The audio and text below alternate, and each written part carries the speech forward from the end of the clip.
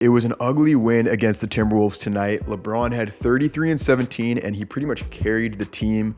Luka, on the other end, continues to be ice cold, shooting 1 of 9 from three-point land. Luka has made an impact on the team, but it really hasn't been because of his shooting. He's great at rebounding, he's great at passing, but his shooting has not been there yet. He is yet to have an efficient night where he's shooting above 50%. I think we'll get there.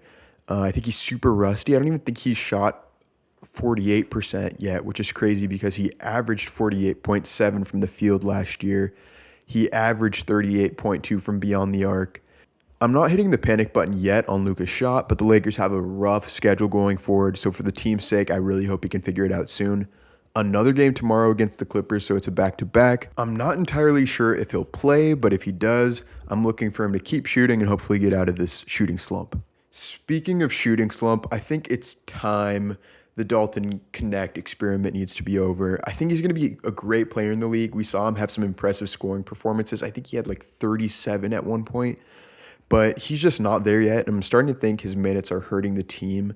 Tonight he was 0 of 2 from the field and 0 of 2 from the free throw line, which I was just really surprised to see considering he's a shooter. He's been really poor on defense, and I think we need to funnel those minutes to either Jordan Goodwin or Jared Vanderbilt. I've been really surprised that his leash has been this long. He has been in the rotation this whole season, essentially, despite his poor play, and I wonder if that has something to do with him being a shooter like JJ Redick was.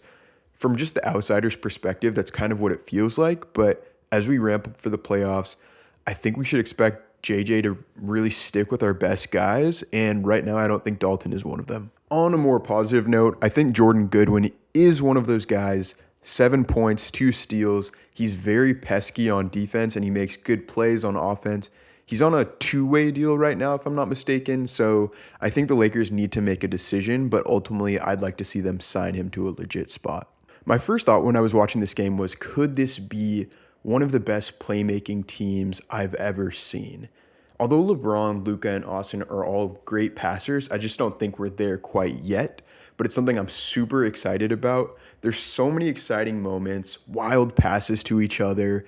I think about Luka's pass to Austin Reeves last game where he threw it behind his head and Austin Reeves hit a wide open three. Or even Jackson Hayes. They're throwing lobs to Jackson Hayes like he's prime DeAndre Jordan. And to be honest, I don't think the Lakers have unlocked this playmaking potential to its fullest yet, but we've seen flashes, and it makes for some really exciting basketball.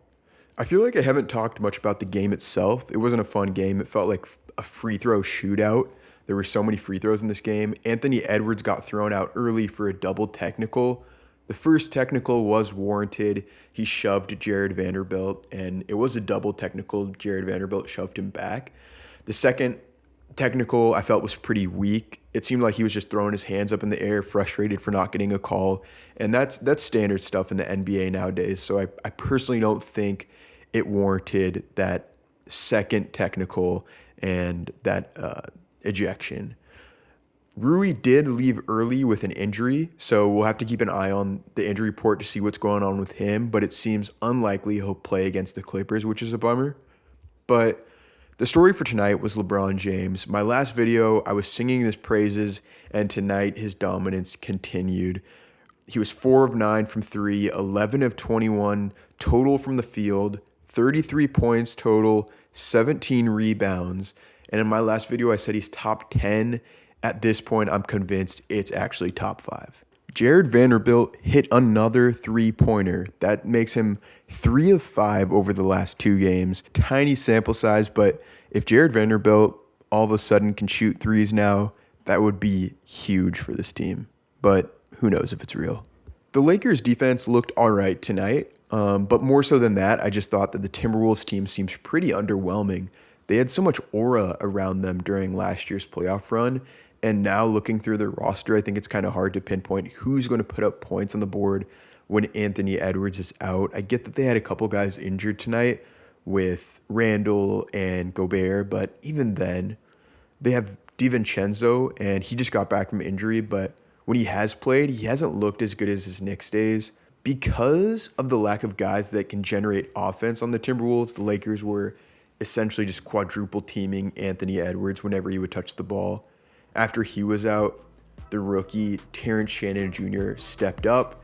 He had 25 points himself, and I was really impressed with him. Not the most fun game overall, but next up we got the Clippers.